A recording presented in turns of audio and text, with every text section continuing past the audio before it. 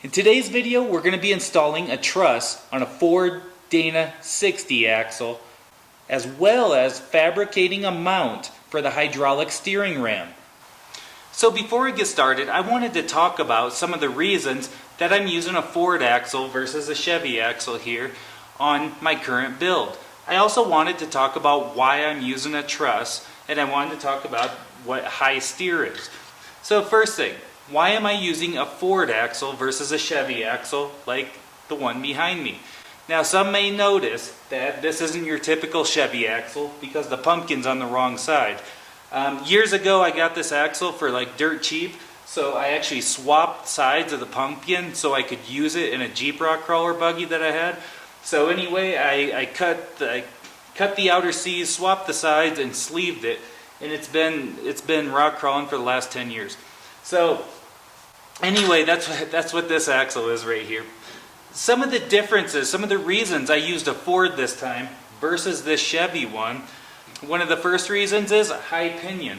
The pinion, as I'll demonstrate here, is up high on the Ford axle, where on the Chevy one, the pinion's down low. That helps keep your driveline out of the rocks. The number two reason I have is for unit bearings. The Ford axles use these unit bearings, which just take have the four bolts on the back right there, the four studs with nuts, whereas the Chevy ones have more of a hub with a spindle and then a couple different bearings inside, and every time you service it you got to stick your hands in all that grease and pull all that stuff out. It's not a big deal, but you know, it's a benefit to just have a unit bearing, in my opinion. Another reason is because the Ford uses the ball joints versus the kingpins on the Chevy axle. And in my opinion, the benefit to that is you can get rid of the ball joints if people are worried about ball joints and use ball joint eliminators, which I'm using on this project. By using ball joints, you can get sharper steering. You can get, from what I've read online with this style, an 04 type Dana 60 axle, you could get 50-degree steering if you clearance your shafts. But 40 to 45 degree steering shouldn't be much of an issue. However, with these kingpin type axles, on this rock crawler, I would be lucky. I doubt that I have more than like 33 degrees steering, honestly. So I'm planning on getting sharper steering out of it. And one of the last reasons that I used it is availability, and they're very cheap. They're very cheap and they're very easy to find. A quick search on Craigslist or Facebook Marketplace and you find them all over the place. From the 04 style that I'm using or the 05 and up. They're very easy to find, and they range in price from a couple $100 up to like $600-700. You can find them pretty regularly for those prices. One thing I want to talk about is why am I installing a truss on this Ford Dana 60 axle? Well, this axle right here, the Chevy axle, has a truss on the back, and what the truss helps do is to make this entire axle stronger by kind of acting as a bridge or a backbone for the axle. It kind of ties it all together. Another thing that it helps out is it gives it an easy place to mount the hydraulic steering ram, which is right behind me. It's also kind of ties in together. Right up here are the upper suspension link mounts. So it's all kind of tied in there together. It gives you a place to mount all of that. If you didn't use a truss like this, you would have to have a tower right there to connect your upper link mount. And then over on this side, you would have to weld it somehow to the cast iron, which isn't a big deal. I weld to the cast all the time. And we'll get into that in some further videos, some further along videos. But anyway, it's just an extra thing that you have to do, where it's just very easy to have a truss kind of tie all this together. One of the last things I wanted to talk about, high steering. Why am I putting high steering on this new axle? Well, as you can see behind me, we're just using a hydraulic steering ram for these builds. Basically, a stock type steering system would have a big box right here, a steering box, a gearbox, that would have a drag length down to a tie rod that would go down like this. The stock location for a tie rod is this low. However, we want our steering way up here to keep the steering out of the rocks. By putting it way up here, it's way less likely to get hit by the rocks. when we have a tie rod way down like this, you get into it all the time. One of my first builds that I had ever done, I had a hydraulic ram low like this with a low tie rod, and every time I went out, I bent that. It got into the rocks every single time. So eventually I ended up doing a high steer setup and getting it up there as high as I can. It really helps limit the amount of damage that you have every time you go out. Now the second part to that is using a hydraulic ram. We use a hydraulic ram to turn these big 42-inch sticky tires, and it also makes mounting it and everything very simple. You just have one location here with a couple of hydraulic lines that come to it. You don't have all those drag links and tie rods and all that kind of stuff. That's just more stuff to break. It's also because you just have hydraulic hoses going to it. There's no limit in how much flex you can have in your suspension. If you were using drag links and all that kind of stuff, it really does limit kind of how much suspension travel that you have to work with. So this just simplifies things and provides a lot of strength. Makes it very easy to turn these big tires in places like on pure rock. So I just wanted to talk about those couple reasons on why I'm doing what I'm doing, so people can kind of understand the why.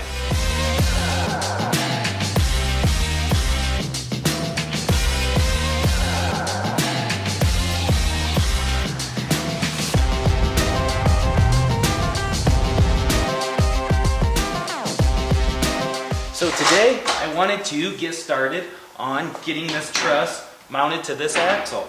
So I ordered this really nice WFO truss for this Dana 60.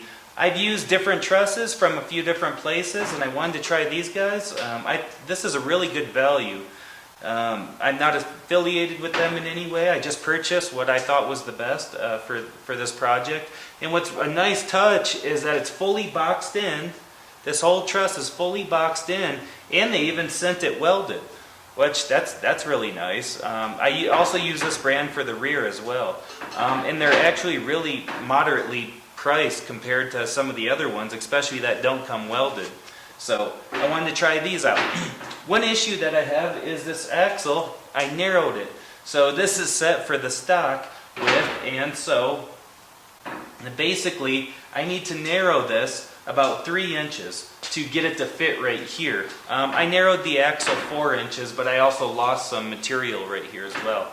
So anyway, to make this fit in here, I need to narrow this 3 inches, which I marked right here. So what I'm going to do is take my cutoff wheel, cut this here, and then weld it back together. I hate to cut up this really nice looking truss, but it's the only thing I can do to kind of put this back together. So I'm going to cut that section out, put it back together, weld it back up, and then get it up on here.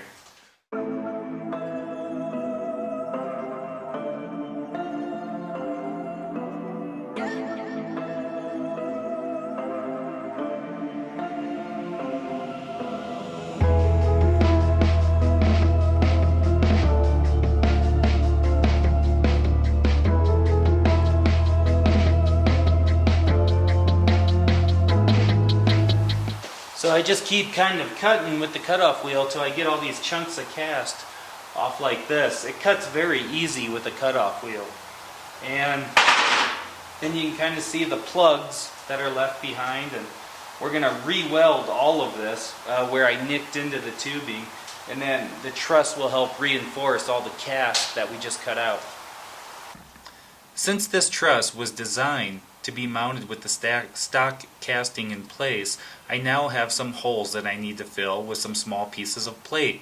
I like to use a cardboard template to find the size that I need to cut out to fill the gap that I have left behind.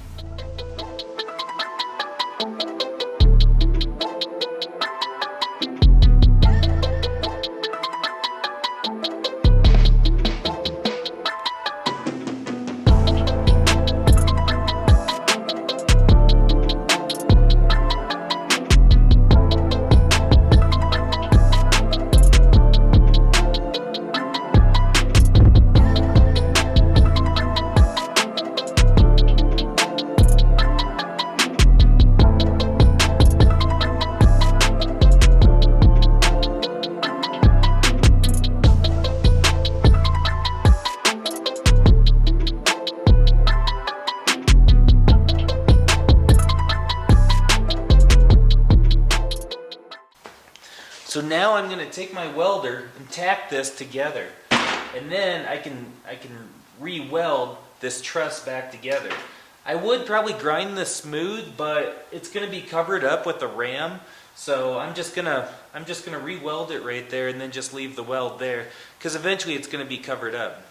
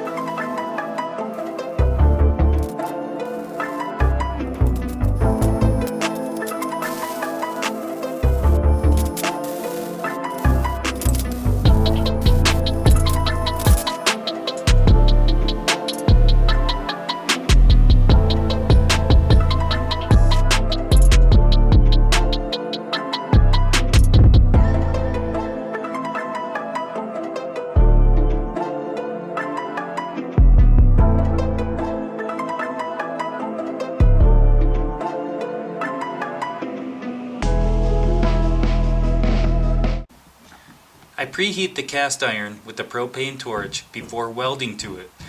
In future videos, I'll cover in greater detail about welding to cast iron.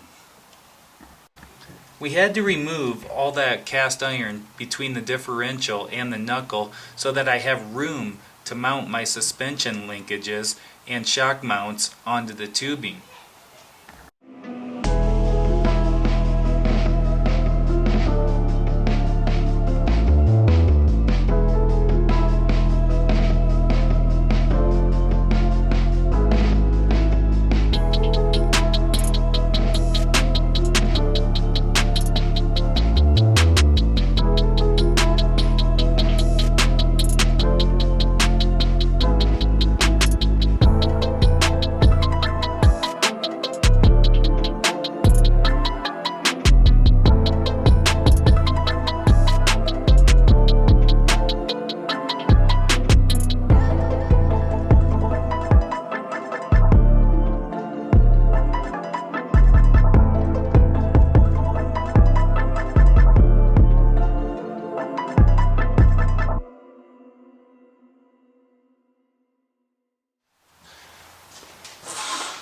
So I'm at the point, I got to figure out how I want to mount this ram.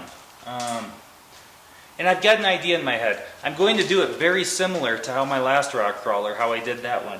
And the reason why is that's held up very good. I haven't seen very many other people do it this way. I've seen a lot of times people bring a tube out like this and then kind of mount it like that, or I've seen ones where they bring there's aftermarket ones you can buy that kind of stick out like this, where the ram sits in like that.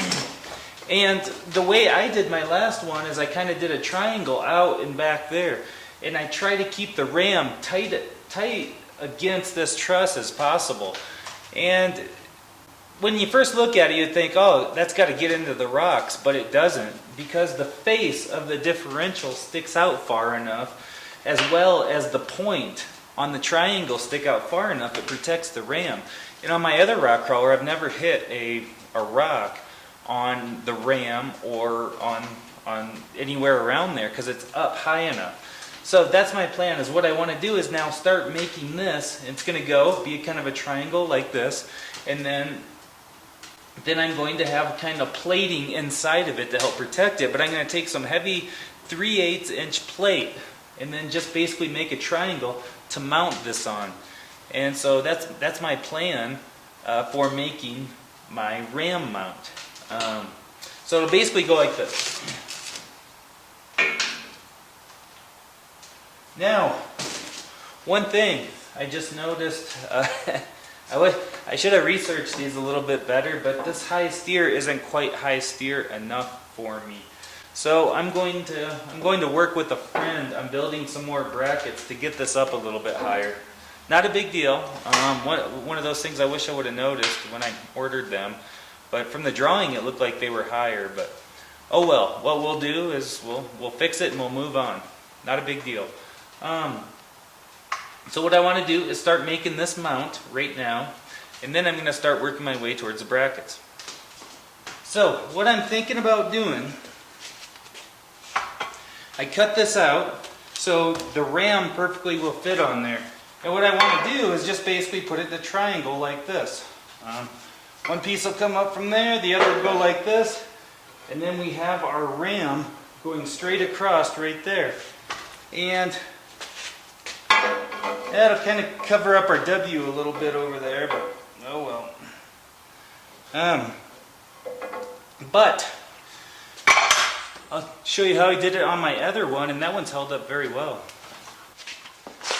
I've seen a lot of different ram mount configurations over the years, but this is how I did mine. It's held up very well to the abuse through the rocks, and it's held up to two different. I've had an aftermarket one before that got all bent up by one of the popular truss manufacturers, and then I've also done the tube in the front before, but this plate like this has held up the best to rocks hitting right there. I mean, this hasn't bent or deflected at all. And the ram's up here nice and protected. This hasn't got into the rocks really at all. So I had to cut a hole right here because this block, because it's stripped out, the nut back here stripped out, so I had to cut a hole in it to run that through there. But these are going to have blocks welded to it, so hopefully I won't run into that issue again. I should just get a little something to stick in there to cover that up. But anyway, this is how that one's going to ultimately look. I don't know if I'm going to do this same thing over here. I think I might just make this a kind of a triangle. So we'll see how it turns out.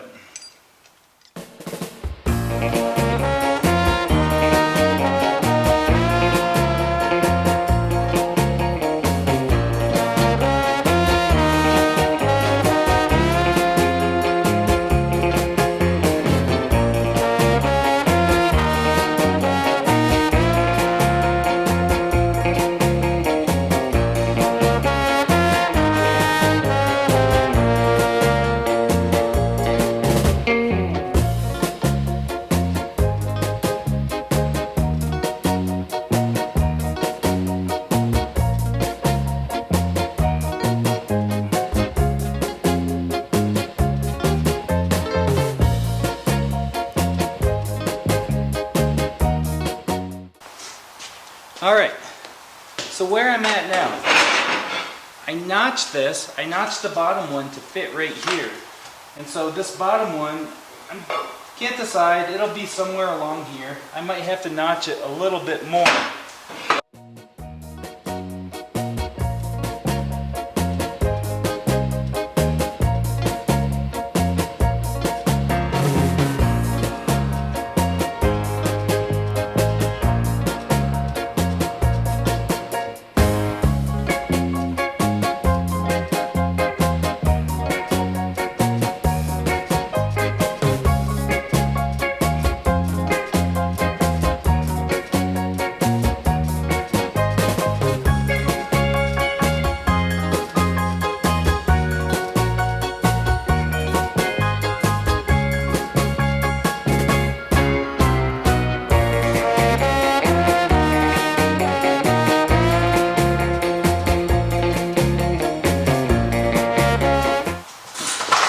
So my first attempt, this is just too high.